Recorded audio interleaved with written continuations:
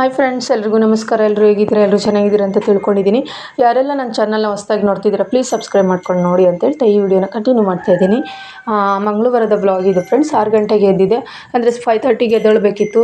Late ಆಗೋಯಿತು, ಅಂದರೆ ಮೈಸೂರಿಗೆ ಹೋಗಬೇಕಿತ್ತು. ಅಮ್ಮನಿಗೆ ಇಂಜೆಕ್ಷನ್ ಇತ್ತು, ಕೀಮೊಥೆರಪಿ ಇಂಜೆಕ್ಷನ್ ಇತ್ತು. ಬೇಗನೆ ಎದ್ದೇಳಬೇಕಿತ್ತು, ಲೇಟ್ ಆಗೋಯಿತು. ಬೆಳಗ್ಗೆ 6 ಗಂಟೆಗೆ ಎದ್ಬಿಟ್ಟು ಬಾಗಿಲು ಕಸ ಎಲ್ಲ ಗುಡಿಸಿ, ಬಾಗಿಲಿಗೆ ನೀರು ಹಾಕಿ ರಂಗೋಲಿ ಬಿಟ್ಟು ಎಲ್ಲ ರೆಡಿ ಮಾಡ್ಕೊಂಡೆ. ನೀರೊಲೆ ಉರಿ ಹಾಕಿದ್ದೆ, ನೀರು ಉಯ್ಕೊಳ್ಳಿ ಅಂತ. ಆಮೇಲೆ ಹಾಸ್ಪಿಟಲ್ಗೆ ಬೇರೆ ಹೋಗ್ತಿದ್ವಲ್ಲ, ಹಂಗಾಗಿ ಸಂಜೆ ಬಂದು ಉಯ್ಕೊಳ್ಳೋಕ್ಕಾಗುತ್ತೆ ಅಂದ್ಬಿಟ್ಟು ಎಲ್ಲ ಕೈ ಕಾಲು ಮುಖ ತೊಳ್ಕೊಂಡ್ವಿ. ಅದಾದಮೇಲೆ ನಾನು ಹೂ ಕೀಳ್ತಾಯಿದ್ದೆ. ಸ್ವಲ್ಪ ಹೊಸ್ಲಿಗೆಲ್ಲ ಹೂ ಇಡಬೇಕಿತ್ತು, ರಂಗೋಲಿಗೆಲ್ಲ ಹೂ ಇಡಬೇಕಿತ್ತು, ಅದಕ್ಕೆ ಹೂ ಕೀಳ್ತಾಯಿದ್ದೆ. ನನ್ನ ಮಗನಿಗೆ ತಿಂಡಿ ರೆಡಿ ಮಾಡಿದೆ, ಬಾಕ್ಸ್ಗೆ ಲಂಚ್ಗೆ ಪುಳಿಯೋಗರೆ ರೆಡಿ ಮಾಡಿದ್ದೆ. ಅದೆಲ್ಲ ವೀಡಿಯೋನೇ ಮಾಡ್ಕೊಂಡಿಲ್ಲ. ತುಳಸಿ ಕಟ್ಟೆ ಹತ್ರ ರಂಗೋಲಿ ಬಿಟ್ಟಿಲ್ಲ, ಯಾಕೆ ಅಂದರೆ ಸ್ನಾನ ಮಾಡಿಕೊಂಡು ತುಳಸಿ ಕಟ್ಟೆಗೆ ಅಷ್ಟು ಕುಂಕುಮ ಎಲ್ಲ ಇಟ್ಬಿಟ್ಟು ಆಮೇಲೆ ರಂಗೋಲಿ ಬಿಡೋಣ ಅಂದ್ಬಿಟ್ಟು ರಂಗೋಲಿ ಏನೂ ಇಟ್ಟಿಲ್ಲ. ಇನ್ನೇನು ಹೊರಡಬೇಕು ಅನ್ನೋಷ್ಟೊತ್ತಿಗೆ ನೀರು ಬಂತು. ನೀರನ್ನೂ ಹಿಡ್ಕೊಳಕ್ಕಾಗಲಿಲ್ಲ, ಲೇಟ್ ಆಯ್ತದೆ ಇನ್ನು ಇಲ್ಲೇ ಕೂತ್ಕೊಂಡ್ರೆ ಅಂದ್ಬಿಟ್ಟು ಏನು ಮಾಡಿದೆವು, ನನ್ನ ತಮ್ಮ ಬಂದ, ಕಾರ್ ತೊಗೊಂಡು ಬಂದ. ಅವ್ನ ಕಾರ್ಗೆ ಹೇಳಿದ್ವಿ ನಾವು, ಡ್ಯಾಡಿ ಕಾರಲ್ಲಿ ಹೋಗಿ ಕಾರಲ್ಲಿ ಬರೋಕ್ಕಾಗುತ್ತೆ, ಹೋಗ್ಬಿಟ್ಟು ಬರೋಗಿ ಅಂತ. ಅಂದರೆ ಅಮ್ಮನಿಗೆ ಜರ್ನಿ ಮಾಡೋಕ್ಕಾಗಲ್ಲ, ಅದಕ್ಕೋಸ್ಕರ ಕಾರ್ ಹೇಳಿತ್ತು.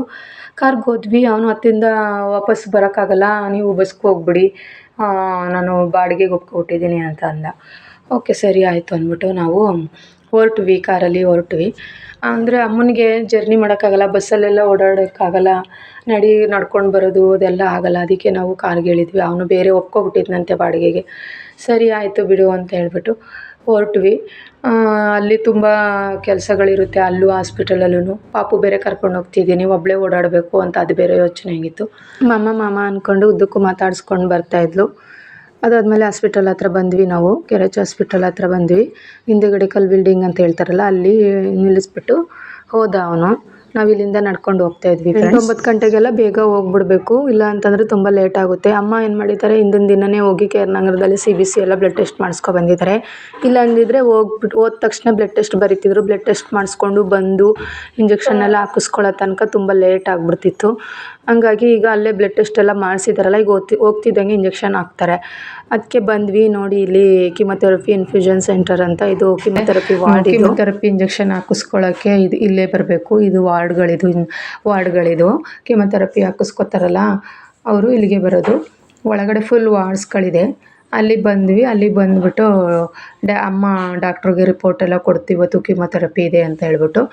ಆಗ ಅವರು ಇದು ಅಪ್ರೂವಲ್ ಲೆಟರ್ ಬರ್ಕೊಟ್ರು. ಅದನ್ನ ತೊಗೊಂಡು ಇಲ್ಲಿ 10 ರೂಪಾಯಿ ಚೀಟಿ ಮಾಡಿಸ್ಕೊಂಡು ಮತ್ತೆ ಅಡ್ಮಿಷನ್ ಬರಬೇಕು ಅಂತ ಹೇಳಿದ್ರು. ಅದಕ್ಕೆ ನಾನು ಬಂದೆ. ಅಮ್ಮನ್ನ ಅಲ್ಲೇ ವಾರ್ಡಲ್ಲಿರೋಕ್ಕೆ ಹೇಳಿದೆ. ನಾನು ಬಂದುಬಿಟ್ಟು ನಾನು ಅಡ್ಮಿಷನ್ ಮಾಡಿಸೋಣ ಅಂತ ಅಂದ್ಬಿಟ್ಟು ಬಂದು ಇಲ್ಲಿ ನಿಂತಿದ್ದೆ, ಲೈನಲ್ಲಿ ನಿಂತಿದ್ದೆ. 10 ರೂಪಾಯಿ ಚೀಟಿ ಬರೆಸ್ಕೊಂಡು ಅಡ್ಮಿಷನ್ಗೆ ಅಂತ ಇಲ್ಲಿ ಬಂದು ನಿಂತ್ಕೊಂಡು ಅಡ್ಮಿಷನ್ ಮಾಡಿಸ್ಕೊಂಡು, ಅಡ್ಮಿಷನ್ ಫಾರ್ಮ್ದು ಫೋಟೋನೇ ತಗೊಳ್ಳಿಲ್ಲ. ಯಾಕೆಂದರೆ ಪಾಪು ಬೇರೆ ಎತ್ಕೊಂಡಿದೆ, ಅವಳನ್ನೊಂದು ಕೈಯಲ್ಲಿ ಎತ್ಕೊಂಡಿದೆ, ಅದು ಫೈಲ್ಸ್ ಎಲ್ಲ ಒಂದು ಕಡೆ ಇಟ್ಕೊಂಡಿದೆ. ಹಂಗಾಗಿ ನಾನು ಸರಿಯಾಗಿ ಫೋಟೋ ಏನೂ ತೊಗೊಳಕ್ಕಾಗಲಿಲ್ಲ ಫ್ರೆಂಡ್ಸ್. ಅದಾದಮೇಲೆ ವಾರ್ಡಿಗೆ ತೊಗೊಂಡೋಗಿ ಅಲ್ಲಿ ಡಾಕ್ಟ್ರ್ ಹತ್ರ ಕೊಟ್ಟೆ. ಅವರು ಇದು NS ಬಾಟಲ್ದು, ಗ್ಲಾಸ್ ಬಾಟಲ್ದು NS ತೊಗೊಂಡು ಬನ್ನಿ ಅಂತ ಹೇಳಿ ಚೀಟಿ ಬರ್ಕೊಟ್ರು. ನಾನು ಅಲ್ಲಿ ಒಳಗಡೆ ಎಲ್ಲ ಕೇಳಿದೆ, ಅಲ್ಲಿ ಎಲ್ಲೂ ಸಿಗಲ್ಲ ಅಂತಂದರು. ಹೊರಗಡೆ ಹೋದೆ, ರೋಡ್ ದಾಟಿ ಆ ಕಡೆ ಹೋದೆ. ಅಲ್ಲಿ 3-4 ಮೆಡಿಕಲ್ಸಲ್ಲಿ ಇಲ್ಲ ಅಂದರು. ಆಮೇಲೆ ಒಂದು ಮೆಡಿಕಲಲ್ಲಿ ವೆಯ್ಟ್ ಮಾಡಿ ತರಿಸ್ಕೊಡ್ತೀನಿ ಅಂತೇಳಿ ತರಿಸ್ಕೊಟ್ರು. ತುಂಬ ಹೊತ್ತು 1-3/4 ಗಂಟೆ ನಿಂತಿದ್ದೀನಿ, ಖಾಲಿಯಾಗಿಬಿಟ್ಟಿತ್ತಂತೆ. ನಿಂತ್ಕೊಂಡು ವೆಯ್ಟ್ ಮಾಡಿ ತರಿಸ್ಕೊಂಡ್ವಿ. ಅದಾದಮೇಲೆ ತಂದ ತಕ್ಷಣವೇ ಕೀಮೋ ಇಂಜೆಕ್ಷನ್ ಕೊಟ್ಟು ಬಾಟ್ಲ್ ಹಾಕಿದ್ರು. 2 ಇಂಜೆಕ್ಷನ್ ಹೇಳಿದರು, ಅಂದರೆ 2 ಬಾಟಲ್ NS ಗ್ಲಾಸ್ ಬಾಟಲ್ಸು. ಯಾವಾಗಲೂ ಡೈಲಿ ಒಂದೊಂದು ಇರ್ತಿತ್ತು ಹೋದ ಸಲ ಕೀಮೋ ಕೊಡಿಸ್ದಾಗ. ಈ ಸಲ ಕೀಮೋ ಕೊಡಿಸ್ದಾಗ 2 ಅಂದರೆ ಸ್ವಲ್ಪ ಜಾಸ್ತಿ ಪವರ್ ಇರೋ ಇಂಜೆಕ್ಷನ್ ಅಂತ ಈ ಸಲ ಕೊಟ್ಟಿರೋದು. ಅದಕ್ಕೆ 2 ಗಾಜಿಂದು NS ಬಾಟಲ್ಸ್ ಹೇಳಿದರು, ತಗೊಂಡು ಬಂದಿದ್ದೆ. ಆಮೇಲೆ ನನ್ನ ಮಗಳು ಅಲ್ಲೇ ಅಮ್ಮನ ಪಕ್ಕನೇ ಮಲ್ಕೊಂಡು ಮೊಬೈಲ್ ನೋಡ್ತಾಯಿದ್ಲು. ಇಲ್ಲ ಅಂದಿದ್ರೆ ನಾನು ಬರ್ತೀನಿ ಅಂತ ಇದು ಮಾಡೋಳು. ಅಲ್ಲೆಲ್ಲ ಮೆಡಿಕಲ್ ಸ್ಟೋರಲ್ಲೆಲ್ಲ ಅವಳನ್ನ ಕರ್ಕೊಂಡು ತಿರ್ಗಾಡೋಕ್ಕಾಗಲ್ವಲ್ಲ ಅಂದ್ಬಿಟ್ಟು. ಆಮೇಲೆ ಬಾಟ್ಲು ಹೋಗೋ ತನಕ ತಿಂಡಿ ಮಾಡ್ಕೊಂಡು ಬರೋಗು ಅಂತೂ ಅಮ್ಮ. ಒಟ್ಟಿಗೆ ಇಂಜೆಕ್ಷನ್ ಎಲ್ಲ ಮುಗಿದ್ಮೇಲೆ ಹೋಗೋಣ ಅಂತ ವೆಯ್ಟ್ ಮಾಡ್ತಾಯಿದ್ದೆ. ತುಂಬ ಲೇಟ್ ಆಯಿತು. ಅದಕ್ಕೆ ನಾನು ಬಂದೆ. ಎಷ್ಟು 12 ಗಂಟೆ 1 ಗಂಟೆ ಏನೋ ಆಗಿತ್ತು. ತಿಂಡಿ ತಿಂದಿರಲಿಲ್ಲ ನಾನು. ಪಾಪುಗೆ ಸ್ವಲ್ಪ ಪುಳಿಯೋಗರೆ ತಿನ್ನಿಸಿದೆ, ನಾನು ಏನೂ ತಿಂದಿದ್ದಿಲ್ಲ. ಅದಕ್ಕೆ ದೋಸೆ ತೊಗೊಂಡು ಅವಳಿಗೂ ಒಂದು ದೋಸೆ ತಿನ್ನಿಸ್ಬಿಟ್ಟು ನಾನು ತಿಂದೆ. ಇದು ಕ್ಯಾಂಟೀನು ಹೊರಗಡೆ, ಹಾಸ್ಪಿಟಲ್ ಕ್ಯಾಂಟೀನ್ ಇದು. ಹೊರಗಡೆ ಇರುತ್ತೆ. ಇಲ್ಲಿ ಅಂದರೆ ಅಮೌಂಟ್ ಪೇ ಮಾಡಿಯೇ ತೊಗೋಬೇಕು. ತೊಗೊಂಡೆ. ಅವಳು ಬಜ್ಜಿ ತಿಂತಾಯಿದ್ಲು. ಬಜ್ಜಿ ತುಂಬ ಖಾರ ಆಗಿತ್ತೆ ಇದು. ಅದಾದಮೇಲೆ ಅಲ್ಲಿಂದ ಬಿಲ್ ಪೇ ಮಾಡಿಬಿಟ್ಟು ಬರ್ತಿದ್ವಿ. ಜ್ಯೂಸ್ ಬೇಕು ಅಂತ ಹೇಳ್ತಿದ್ಲು. ಜ್ಯೂಸ್ ತೊಗೊಂಡೆ ಅವಳಿಗೊಂದು. ಜ್ಯೂಸ್ ತೊಗೊಂಡು ಇಲ್ಲಿ ಅಮ್ಮನ ಹತ್ರ ಬಂದ್ವಿ. ಇನ್ನೂ ಮುಗ್ದಿರಲಿಲ್ಲ ಬಾಟ್ಲು. ಎಷ್ಟು ಒಂದು 4 ಗಂಟೆ ಆಯಿತು ನೋಡಿ. ಎಷ್ಟೊಂದು ಪೇಷಂಟ್ ಇದ್ದಾರೆ. ಇದೇ ಥರ ತುಂಬ ಪೇಷಂಟ್ಸ್ ಇದ್ದಾರೆ. ಥ್ರೋಟ್ ಕ್ಯಾನ್ಸರು, ಬ್ರೈನ್ ಕ್ಯಾನ್ಸರು, ಪಾಪ ಬೇರೆ ಬೇರೆ ಥರ ಕ್ಯಾನ್ಸರ್ ಎಲ್ಲರನ್ನೂ ನೋಡಿದ್ರೆ ತುಂಬ ಬೇಜಾರಾಗುತ್ತೆ ನಿಜವಾಗ್ಲೂ. ಇವರು ಡ್ಯೂಟಿ ಡಾಕ್ಟರು ಪಾಪುನ ಎತ್ಕೊಂಡು ಆಟಾಡಿಸ್ತಾಯಿದ್ರು, ಪದೇ ಪದೇ ಬರ್ತಿದ್ರು, ಆಟಾಡಿಸ್ತಾಯಿದ್ರು. ಆಮೇಲೆ ಅಮ್ಮಂದು ಇಂಜೆಕ್ಷನ್ ಎಲ್ಲ ಮುಗೀತಲ್ಲ, ಅಮ್ಮ ಊಟ ಮಾಡಿರಲಿಲ್ಲ, 3:45 ಆಗಿತ್ತು. ಊಟ ಮಾಡು ಅಮ್ಮ ಅಂತ ಕರ್ಕೊಂಡು ಬಂದೆ ಇಲ್ಲಿ ಕ್ಯಾಂಟೀನ್ ಹತ್ರ. ಅಮ್ಮ ದೋಸೆ ತೊಗೊಂಡು ತಿಂತಾಯಿದ್ರು. ನಾನು ಟೀ ತೊಗೊಂಡೆ ಮತ್ತು ಪಾಪುಗೆ ಹಾಲು ತೊಗೊಟ್ಟೆ, ಬಿಸ್ಕೆಟ್ ತೊಗೊಟ್ಟೆ. ಅವಳು ತಿಂತಾಯಿದ್ಲು. ಅಮ್ಮನಿಗೆ ಇಂಜೆಕ್ಷನ್ ಇತ್ತು ಮತ್ತು ಬೇರೆ ಇಂಜೆಕ್ಷನ್ ಇತ್ತು, ಸಬ್ಕ್ಯೂಟೇನಿಯಸ್ ಇಂಜೆಕ್ಷನು. ಇಲ್ಲಿ OPD ಹತ್ರ ಬಂದ್ವಿ, ಸರ್ ಹತ್ರ ಇಸ್ಕೊಳ್ಳೋಣ, ಡಿಸ್ಕೌಂಟಲ್ಲಿ ಇಂಜೆಕ್ಷನ್ ಸಿಗುತ್ತೆ, ಅಲ್ಲಿ ಹೋಗಿ ಅಂತ ಹೇಳಿದ್ರು. ಅದಕ್ಕೆ ಸರ್ ಹತ್ರ ಬಂದ್ವಿ. ಆಮೇಲೆ ಅಲ್ಲಿ ಕೊಟ್ಟರು, ಸ್ವಲ್ಪ ಇಂಜೆಕ್ಷನ್ ಹಾಕ್ಕೊಡಿ ಅಂತ ಕೇಳಿದ್ವಿ. ಅವರು ವೆಯ್ಟ್ ಮಾಡಿ ಅಂತ ತುಂಬ ಹೊತ್ತು ವೆಯ್ಟ್ ಮಾಡಿಸ್ತಾಯಿದ್ರು. ನಾವು ಅದಕ್ಕೆ ಅಮ್ಮ ನಾನೇ ಹಾಕ್ಕೊಡ್ತೀನಿ ಬಮ್ಮ, ಲೇಟ್ ಆಗಿಬಿಟ್ರೆ ಬಸ್ ಸಿಗಲ್ಲ, ನೈಟು ಲೇಟ್ ಆಗಿಬಿಡುತ್ತೆ ಅಂತ ಹೇಳ್ಬಿಟ್ಟು ಕರ್ಕೊಂಡು ಬಂದುಬಿಟ್ಟೆ. ಆಮೇಲೆ ಅಮ್ಮ ಡ್ರೈ ಫ್ರೂಟ್ಸ್ ಎಲ್ಲ ತೊಗೊಳ್ತೀನಿ ಅಂದ್ಬಿಟ್ಟು ಡ್ರೈ ಫ್ರೂಟ್ಸ್ ತೊಗೋತಾಯಿದ್ರು. ತುಂಬ ಲೇಟ್ ಆಗಿಬಿಟ್ರೆ ಅಲ್ಲೂ ಊರಲ್ಲಿ ಬೇರೆ ಹಬ್ಬ, ಅದಕ್ಕೆ ಬಮ್ಮ ಹೋಗೋಣ ಬೇಗ ಅಂತ ಬಂದೆ. ಅಲ್ಲೂ ಇನ್ನೂ ರೆಡಿ ಮಾಡಿಲ್ಲ, ಮನೆ ಕ್ಲೀನ್ ಮಾಡಿಲ್ಲ, ಹಾಗೆ ಬಂದುಬಿಟ್ಟಿದ್ದೀವಿ. ಮತ್ತು ಎಲ್ಲ ರೆಡಿ ಮಾಡ್ಕೋಬೇಕು. ಅದಕ್ಕೆ ಪಾಪುಗೆ 1-2-3 ಪ್ಯಾಂಟು ಮತ್ತು ಟೀ ಶರ್ಟು, ನಾನು 2 ಟಾಪ್ ತೊಗೊಂಡೆ. ಅಲ್ಲಿಂದ ಆಟೋ ಮಾಡಿಕೊಂಡು ಸಬರ್ಗೆ ಬಂದ್ವಿ. ಸಬರಿಂದ ಬಸ್ ಸಿಕ್ತು, ಬಸ್ ರೆಡಿ ಇತ್ತು, ಬಸ್ಸಿಗೆ ಬಂದ್ವಿ. ಸದ್ಯ ಸೀಟ್ ಇತ್ತು, ಯಾವಾಗಲೂ ರಶ್ ಇರ್ತಿತ್ತು, ಈ ಸಲನೇ ಸೀಟ್ ಸಿಕ್ತು. ಮುಂದೆ ಬಂದ್ವಿ. ಪಾಪು ಆಲ್ರೆಡಿ ಮಲಗಿಬಿಟ್ಟಿದ್ಲು, ಅಲ್ಲೇ ಮಾರ್ಕೆಟಲ್ಲಿ ಹೋಗ್ತಾನೆ ಮಲಗಿಬಿಟ್ಟಿದ್ಲು ಪಾಪು.